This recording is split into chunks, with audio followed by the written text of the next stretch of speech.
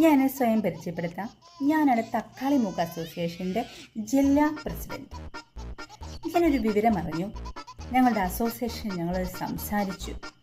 വളരെ സീരിയസ് ആയ ഒരു ഇഷ്യൂ ആണ്. തക്കാളി മൂക്കുണ്ടെന്നും ചൊല്ലി എന്താണ് പ്രശ്നം? ഞങ്ങൾക്ക് എന്താണ് ഒരു ഐശ്വര്യക്കുറവ്? നോക്കൂ, എന്തൊരു ഐശ്വര്യമാണ് ഈ മുഖത്തെന്ന് നോക്ക്.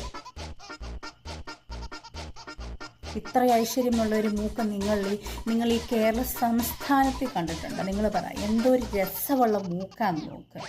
ഇത്രയും നല്ല എൻ്റെ ഉരുണ്ട തക്കാളി മൂക്കിനെ കുറ്റം പറഞ്ഞിരിക്കുന്നു.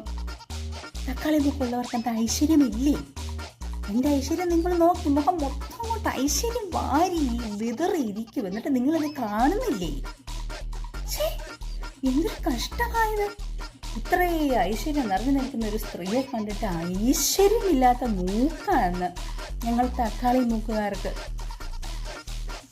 അതെ, ദൈവത്തിനെ നേരിട്ട് കാണാൻ പറ്റുമായിരുന്നെ ചോദിക്കായിരുന്നു, ഞങ്ങൾക്ക് നീണ്ട മൂക്ക് തരണമെന്ന്.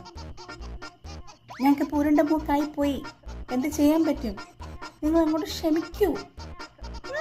ക്ഷമിക്കണം.